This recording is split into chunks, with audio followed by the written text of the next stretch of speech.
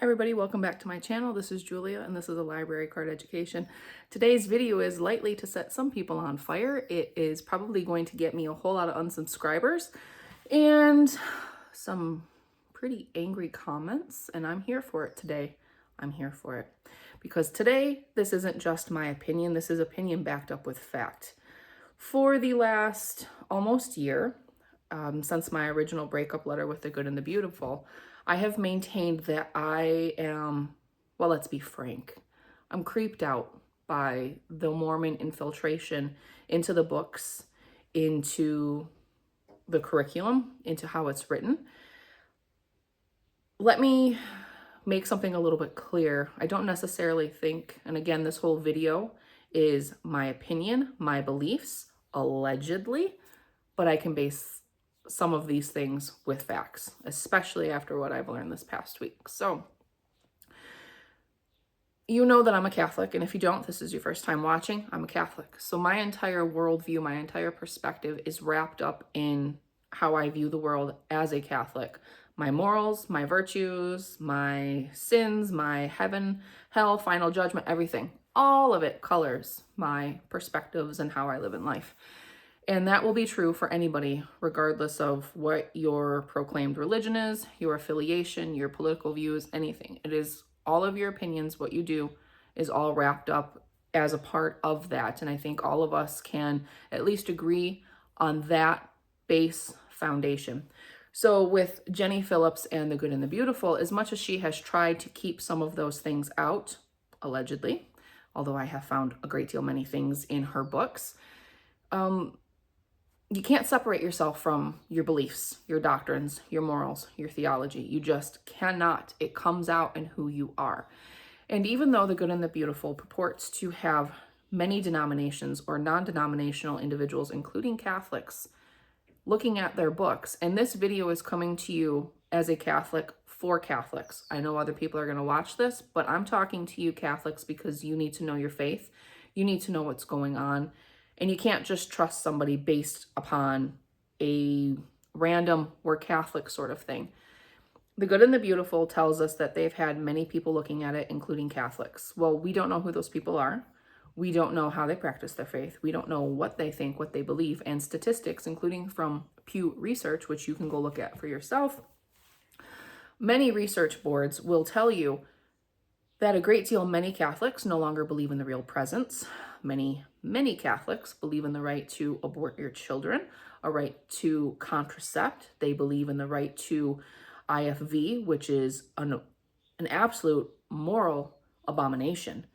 There are Catholics that believe in rainbow agendas and promoting rainbow ideologies, including a great deal many bishops, priests, and other prelates for blessing those disgusting unions. And if you are offended by that, well, I'm sorry.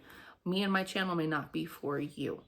But I'm telling you that as a Catholic for Catholics, you can't just trust that some random Joe Schmo is a Catholic. We don't know their names. We don't know who they are. We don't know anything about them. You just have to trust on writing on a website that Catholics have not found anything that contradicts their faith.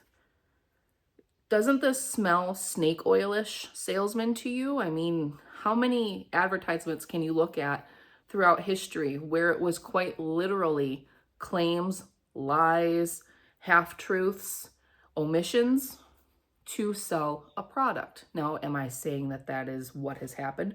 No. Again, allegedly, my belief, possibilities, because I don't know who anybody is and what anybody's faith, I don't have to trust blindly. That's the point. Don't trust blindly. And you're expected to trust blindly because so many people are of goodwill. They want to trust that someone is telling them the truth. Well, this week, let's just cut right to the chase. This week, because I was having yet another very strong movement, which I believe was the Holy Spirit. Very strong movement. I was really struggling with trying to find language arts for my second oldest. I have been struggling for a year trying to find something that works for her. And I'm burned out. Let's just be real. I'm burned out. I don't have the bandwidth to pull in 6 to 8 different subjects, or 6 to 8 different sub-subjects to make a full language arts curriculum. And the Charlotte Mason thing really was not working for her. Not as much as I would hope, and not as much as it is for my oldest child. And so I need something in print, workbook style, like it or not. That's what it is, and that's where I'm at. And I just said, fine, whatever, I don't care. We have a Good and the Beautiful level 5 downstairs, not used. We have all the books. It's done. It's paid for. I'm washing my hands of this. But I will tell you, the day that I made that decision, it was one of the most oppressive days in my recent history. It was a very dark and very ugly day, and I just could not stop crying. I know now what it was. It wasn't because, oh no, I have to use something I don't want to use. There was something spiritual to this. And I truly believe that was the hand of God telling me, encouraging me to just look, to just do a little sort of tweak on my searches and my research. And I did. I don't know how, I don't know why, I don't know where it came from exactly, but I was looking through Master Book's history for my oldest, and I'm going through, because it's America's 250th anniversary, I'm going through their revolutionary set for her, and I'm making notes of every single person that was a Freemason or affiliated with high-ranking Freemasons. And let me tell you, I'm only in chapter 9 so far, and I have a sticky set this thick in those 9 chapters. Pretty much every single person, barring one, was free and clear. Everyone else was a Freemason, high-ranking Freemason, and or a friend and colleague and supporter of Freemasonry and Freemasonic temples. So I just decided to look up a couple people, and one of those individuals was Joseph Smith. And this is where you can fact check me until the cows come home. You will find that I am right. Joseph Smith is a Freemason. As a Catholic, for Catholics, if you know your faith, you know that's a really bad thing. That is excommunication, that is heretical, that is an abomination. You cannot be that. And last year, sometime I made a video regarding the Good and the Beautiful's music course. And in there, I was talking about the language that sounded very Freemasonic, the creator, the lightened one, all of these little terms. I know the creator was one that the gentleman on the video was talking about.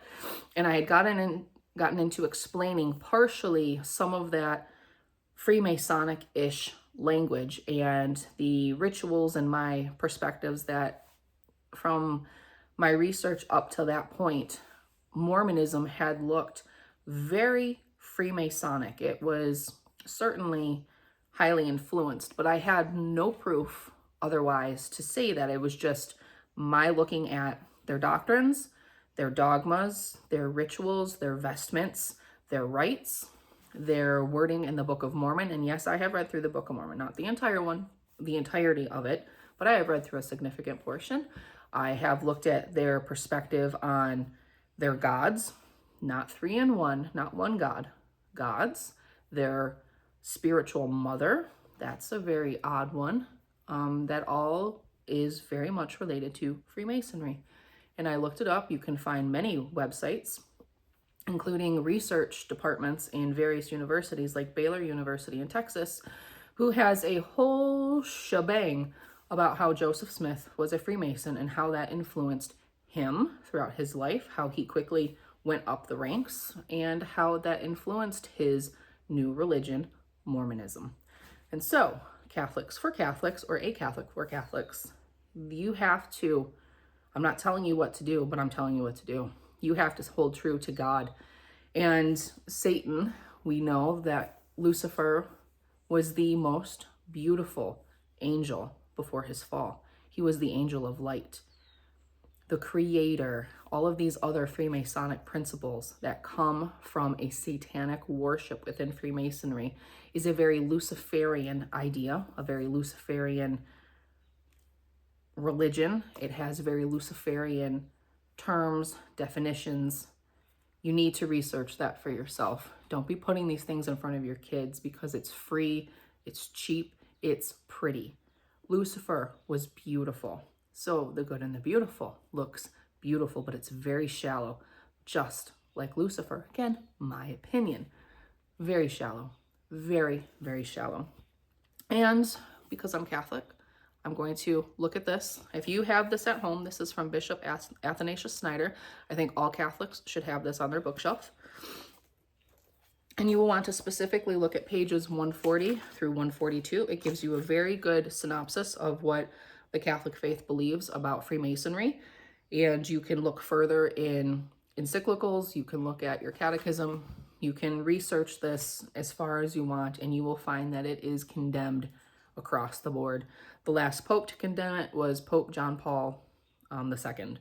We haven't had anybody recently, but it's been condemned since 1783, the first pope for 1783, or at that time.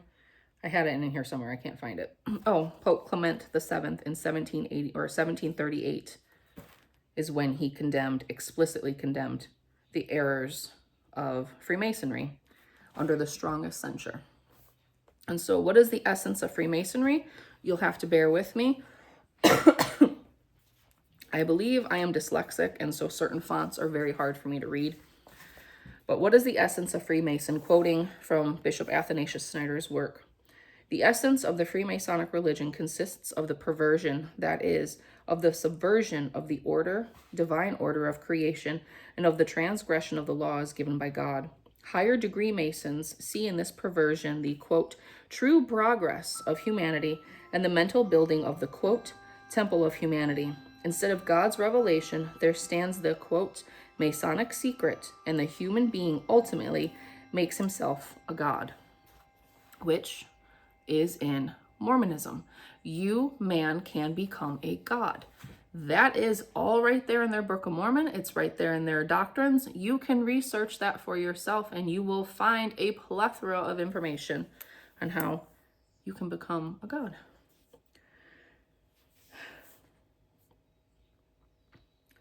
Can we say that Freemasonry is the anti-church? Yes. Freemasonry is a complete anti-church where all theological and moral foundations of the Catholic Church are turned into their opposite. With the rejection of divine revelation, Masonry also rejects the natural law, the exact point which leads to all political and ideological totalitarian systems. What shows the Freemasonry is truly a religious sect? One becomes a Freemason through initiation. That's how it is with Mormons. You have your initiations. All Mormons go through initiations. The initiation is a constitutive act through which the human being is given a dimension which he did not have before. An analogy we find in baptism. One is not born a Christian. One becomes a Christian through baptism. In the same manner, one becomes a Freemason through initiation. That means that one remains a Freemason for the whole life, even if someone later rejects Freemasonry.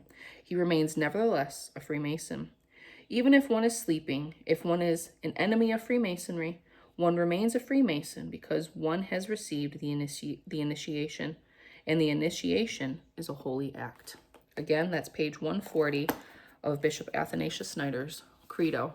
Get yourself a copy. It is an absolutely amazing book, an amazing resource for fellow Catholics. And if you're not a Catholic and you're reading this, prove me wrong.